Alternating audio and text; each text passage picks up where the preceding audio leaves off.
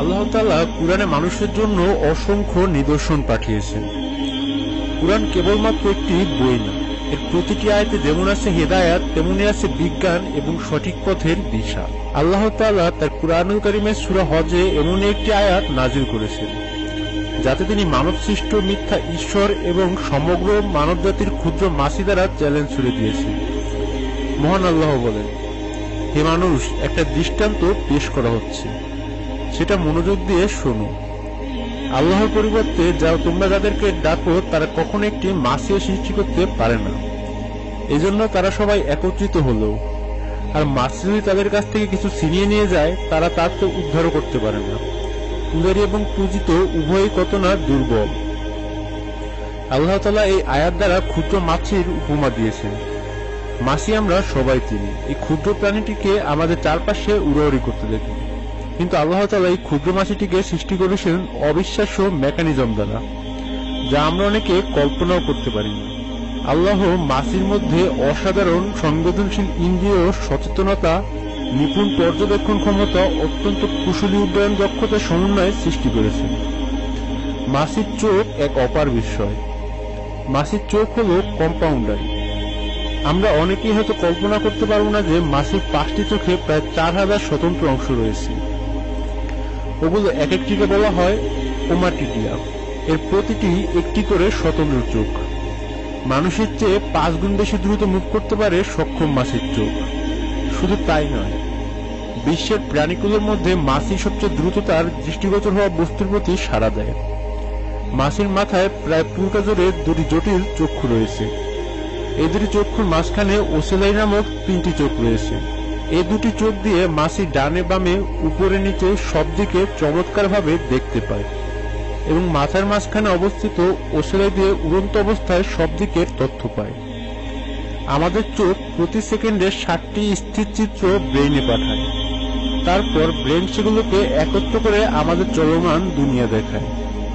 কিন্তু একটি মাছির চোখ প্রতি সেকেন্ডে 250টি ফ্লাশ বা ছবি তার ব্রেনে পাঠায়। মাছির ব্রেন যখন সেগুলোকে চলমান করে তোলে তখন সে আসলে আমাদের তুলনায় সবকিছু খুব ধীর গতিতে দেয়, যাকে আমরা স্লো মোশন বলি।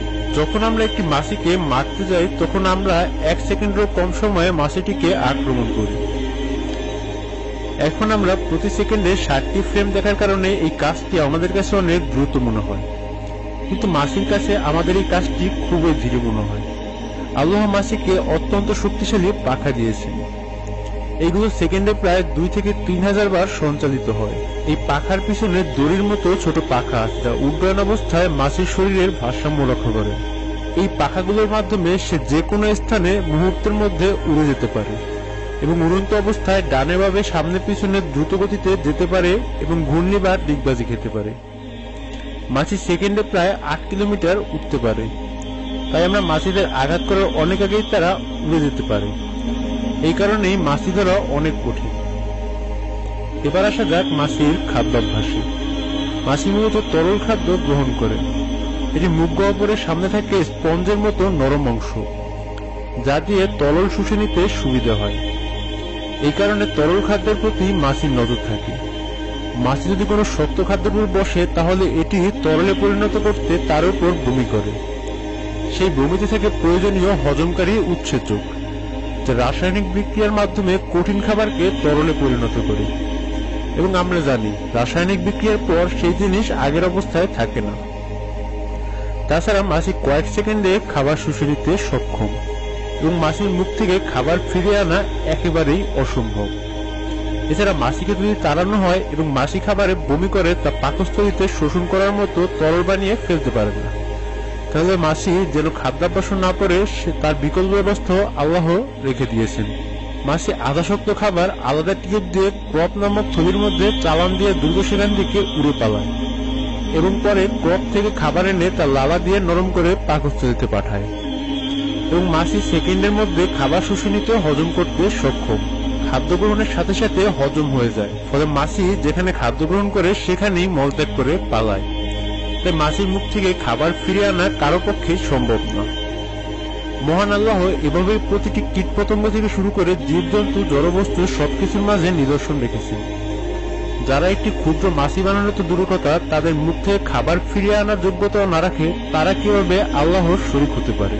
আল্লাহ সবাইকে বোঝার তৌফিক দান করুন। আমিন।